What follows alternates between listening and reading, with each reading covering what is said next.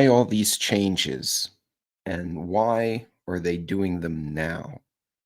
I'll be right back. Let's talk about this because this one's been bugging me enough for me to do a late night pre just to talk about it.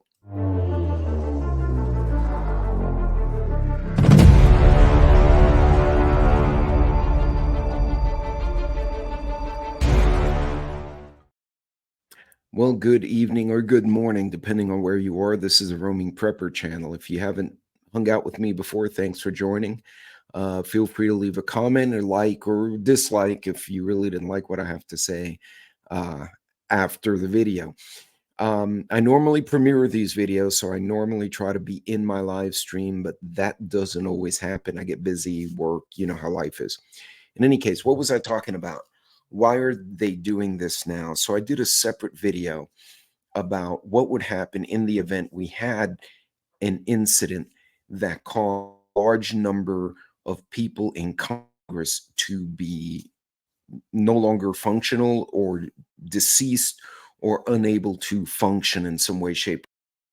And just as a recap, in the event something happens, say State of the Union, or let's just say there's an attack on Congress or there's an accident, whatever, and we lose a large number of people, there are actually safeguards in place in the Constitution and in federal law to replace them already.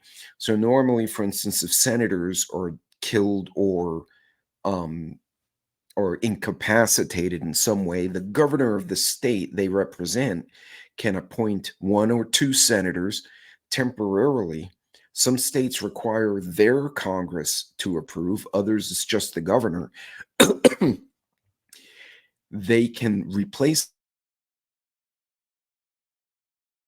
to finish the terms of the other people. So if one guy has 3 years left and one guy has 1 year left, they can appoint two individuals to finish those terms and then hold a normal election. Once the Senate is reconstituted, they can set an election for the House of Representatives. And they can normally do it within a few months, and then the respective states will elect the House of Representatives. The president, of course, if he passes away or has to step down, has the vice president, then the president pro temp of the House of Representatives, Speaker of the House, and then the president pro temp of the Senate, and then there's a chain of command for the leadership. There's a process to replace the Congress. They recently tried and are trying to change the laws such that they can quickly replace members of Congress in under 90 days. Now, although in theory that sounds great, the bigger concern is at what expense will they exclude the process we already have where states can pick? Who would then pick the House of Representatives? Who would then elect these people? Would they get appointed as opposed to elected? Obviously, in times of crisis, you want to be quick and efficient in getting leadership, but you don't want to do it at the expense of the liberties and the process which the institutions of the United States have. Now, that I thought by itself was strange enough. And they were doing this because they were afraid of a possible mass CAS event where 100 or more, that was a very odd specific number, 100 or more House of Representatives members were incapacitated, deceased, or no longer able to perform their duties because of an incident.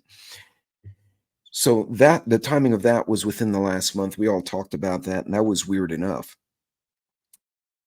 They had cell phones and to various senators and House members, specifically to the chairpeople of the various committees, so that they could communicate, which again, very interesting. Not a bad idea, but very interesting that they did this.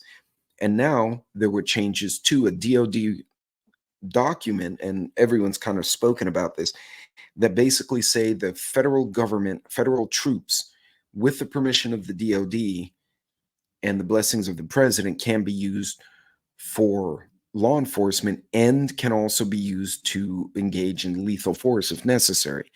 In reality, the Posse Comitatus Act, which was put in place after the Civil War, actually already prescribes the process for this.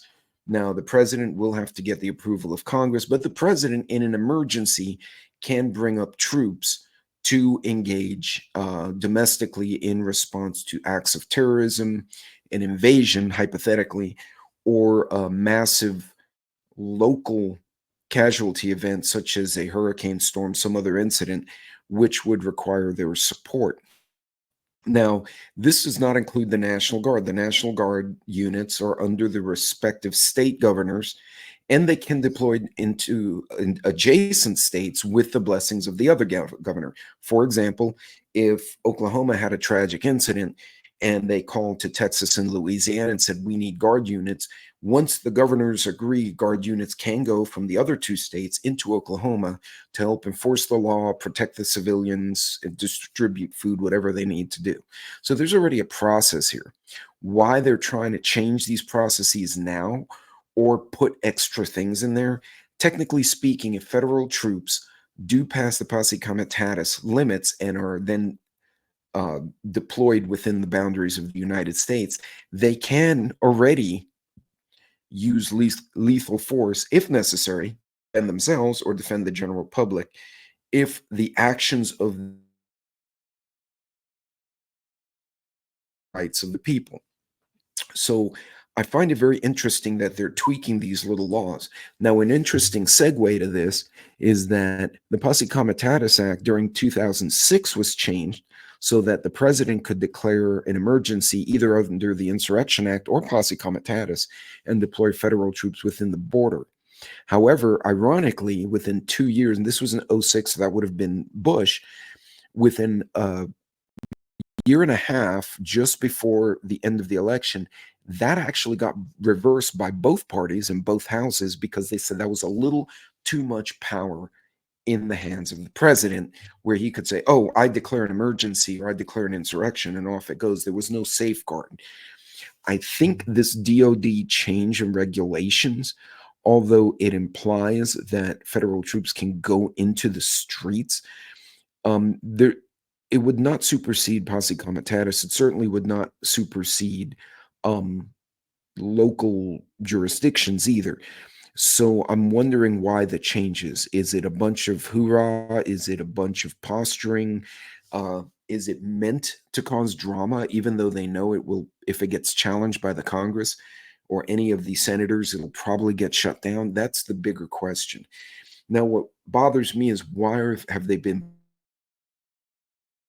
place?